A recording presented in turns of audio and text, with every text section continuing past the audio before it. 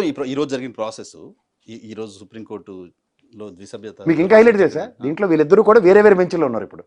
ఆ బెంచ్లు దిగి మళ్ళీ ఈ బెంచ్కి వచ్చి కాన్స్టిట్యూట్ చేసుకొని కూర్చొని ఇవాళ జడ్జిమెంట్ ఇచ్చారు. నాకు ఈరోజు మొత్తం జరిగిన ప్రాసెస్ ఎవరికి షాకు, ఎవరికి అడ్వాంటేజ్?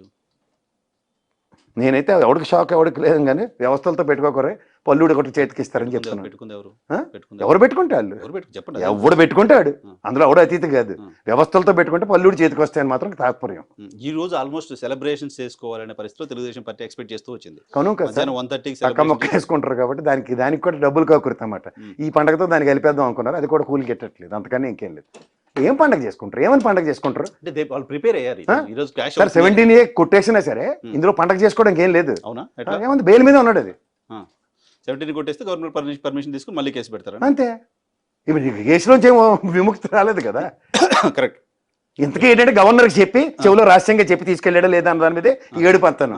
ఇప్పుడు పైగా గవర్నర్కి చెప్పలేదన్న దాని మీద ఏం ఆవిడకి ఉరిశిక్షలు పడిపోవు కదా. ఆల్రెడీ 52 రోజులు ఎత్తి కూర్చోబెట్టి వచ్చారు పెద్ద ఆయన్ని. చెప్పాలా వద్దు అనేది దాని తప్ప ఇంకా మిగిలినంత మామూలే కదా. ఇప్పుడు దీని సారాంశం కూడా నేను చెప్పను ఆవిడకి ఫేవరబుల్. ఇప్పటిదాకా నువ్వు చేసింది రైటే, ముందుకెళ్ళిపో అని అర్థం గవర్నమెంట్కి. అంతే కదా. దీంట్లో ఒక్క పొల్లు మాట కూడా అనకుండా 17A విషయంలో ఇంకా అంబిగ్యూటీని ఆ ఎయిర్ని క్లియర్ చేయకుండా వీళ్ళు చేసింది రైట్ అని జస్టిఫికేషన్ ఇచ్చినప్పుడు వాళ్ళు ఎందుకు ఆగుతారు? దాంట్లో స్టాండ్ స్టిల్ యాక్ట్ ఏం లేదు కదా దీంట్లో. ఆపేయండి విచారణ, ఇక్కడ వరకు జరపొద్దు, ఇంకా ఆపేయండి, ఇటువంటి లేవు, అలాంటివి ఏం లేవు కదా. పైపు చేసినట్లు అన్నిటికీ సెబస్. There is no if, there is no but. What you did was right. చేసింది కరెక్టే, కానీ చెప్పారా లేదా అనే దానిపైన అది ఇంకా మేము తేల్చుకోలేదు, చెప్పాల్సిన అవసరం ఉందా లేదా అనేది. ఇప్పుడు సిజేఐకి ఇచ్చిన తర్వాత చంద్రబాబు నాయుడు గారి తరపున అడ్వకేట్స్కి ఉండే చాయిస్ ఏముంటుంది? ఇంకా ఫర్దర్ చాయిస్ ఏముంటుంది? అక్కడ వాదించడం తప్ప అదర్ చాయిస్ ఇంకా ఉంటుంది. ఉండేది ఒకటే, ఆల్రెడీ మెర్సీ గ్రౌండ్స్ మీద బెయిల్ గ్రాంట్ చేయించాను కదా. ఇంకా నీకు ఏడుపు ఇంకా సుప్రీంకోర్టు చీఫ్ జస్టిస్ ఛాలెంజ్ చేసి అంత తపేలా బ్యాచ్లు కాదు. ద్విసభ్య ధర్మాసనం ఇచ్చిన తీర్పుని ఛాలెంజ్ చేయడానికి ఎవరు ఛాలెంజ్ చేయడానికి ఉండదు. అసలు వీళ్ళ కోసం కన్సిడరేషన్ ఇచ్చిందే గౌరవ సుప్రీంకోర్టు. ఓ బెంచ్ కాన్స్టిట్యూట్ చేసి ఇచ్చింది, అదే చాలా గొప్ప విషయం. స్పెషల్ బెంచ్ అడుగుతూ ఉంటాం, డిమాండ్ చేస్తూ ఉంటాం. మనం డిమాండ్ చేసిన దగ్గర వాళ్ళు ఇచ్చారు ప్రొయాక్టివ్ గాను. ఇంకా దాంట్లో డిఫర్ అయ్యారు. సో ఈ రోజు నుంచి తెలుగుదేశం పార్టీ అక్రమ కేసులు పెట్టారు అనడానికి అర్హత కోల్పోతుంది 100%. ఆ మాట వస్తే తిరిగి గౌరవ సుమోటో కింద మూవ్ చేయొచ్చు కోర్టులో, కంటెంప్ట్ ఆఫ్ కోర్టు కింద. నేనైతే మూవ్ చేయొచ్చు అని చెప్తాను. కోర్టు చెప్పింది కాబట్టి బేసిక్గా కోర్టు గౌరవ సుప్రీంకోర్టు చెప్పింది, అంతకన్నా ఇంకా సూపర్ స్టార్ లేదు కదా. సో ఇప్పుడు ఎలక్షన్ ముందు వైఎస్ఆర్ కాంగ్రెస్ పార్టీ వాళ్ళు ఇంక ఇప్పుడు రెచ్చిపోతారు. రెచ్చిపోవాల్సిన అవసరం లేదు, వీళ్ళు రెచ్చిపోయి చచ్చిపోయారు, అంతకన్నా ఇంకేం లేదు. ఆ 30% కమిషన్ తీసుకున్నాడు మాట నమ్మి బొక్కబోర్లో పడ్డారని మాత్రం నేను ఖచ్చితంగా చెప్పగలను.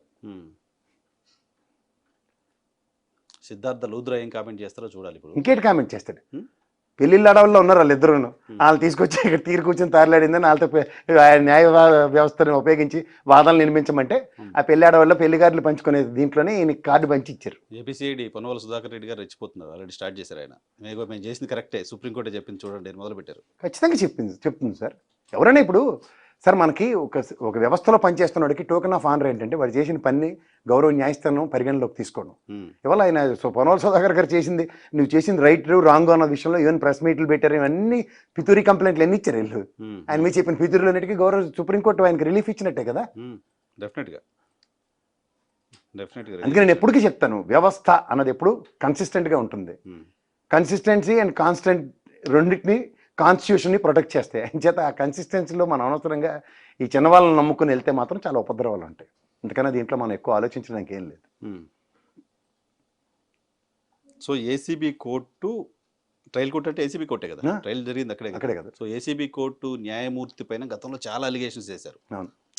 కానీ అదే గౌరవ సుప్రీంకోర్టు కూడా రెస్క్యూకి వచ్చింది కదా. రెస్క్యూకి వచ్చింది. సో ఈవెన్ రాష్ట్రపతి గారు రెస్క్యూకి వచ్చారు. ఇప్పుడు ఏసీబీ కోర్టు జడ్జు హిమబిందు గారు చేసినంత పర్ఫెక్ట్ అని సర్టిఫికేట్ సుప్రీంకోర్టు నుంచి వచ్చింది. గౌరవ న్యాయస్థానం నుంచి వచ్చినట్టే కదా. The best sir. ఒకటి మాట చెప్తున్నా, ఇవాళ దాకా మీకు తెలుగుదేశం దౌర్భాగ్యం ఏంటంటే పాలసీ మ్యాటర్స్ మీద దేని మీద డిఫర్ అవ్వట్లేదు, ఇంక్లూడింగ్ పరిపాలన విషయంలో కూడా అండి. అండ్ ఇంక్లూడింగ్ ఈ రోజు జరిగిన న్యాయ వ్యవస్థ త్వరగా కూడా మేము తప్పు చేయలేదని మాట్లాడట్లేదు. చట్టంలో లొసుగులు నేను అడ్వాంటేజ్ తీసుకోవడానికే ప్రయత్నిస్తుంది. కరెక్ట్. ఇది గమనించండి. 17A అనేది ఉద్యోగుల కోసం అనేది కూడా ఏదో కామెంట్ చేశారు, పూర్తి తీర్పు వస్తే తెలుస్తుంది మనకి అది.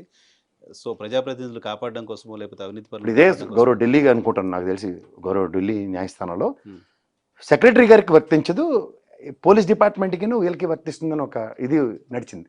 అది కూడా కాన్ఫ్లిక్ట్ ఉంది. బహుశా ప్రశాంత్ భూషణ్ గారు వేసిన కేసులో అది కూడా ఉన్నట్టు. These are all lot of conflicts are there. ఇవన్నిటికీ ఇప్పుడు ఏంటంటే న్యాయస్థానం మాత్రం నేను ఒక మాటతో చెప్తున్నాను సార్, ప్రజలకి దాని మీద ఎప్పుడు విశ్వాసం సన్నగిల్లకుండా ప్రతిసారి వ్యవస్థ ఇంకొక వ్యవస్థ పనిచేస్తుంది దానికి ఒక టాప్ లేయర్తో వాళ్ళని ప్రొటెక్ట్ చేస్తుందని మాత్రం ఈ తీర్పు ద్వారా నేనైతే ఖచ్చితంగా చెప్పగలుగుతాను. సో న్యాయస్థానాలపైన వ్యవస్థలపైన రెస్పెక్ట్ పెంచే తీర్పు ఇది. ఖచ్చితంగా నీకు నచ్చినట్టు అన్వయించుకొని నీకు నచ్చినట్టు భజనలు చేయడానికి వ్యవస్థలు ఉండవు, ముఖ్యంగా గౌరవ సుప్రీంకోర్టు ఉండదు అన్నది మాత్రం ఇంకోసారి సోదరు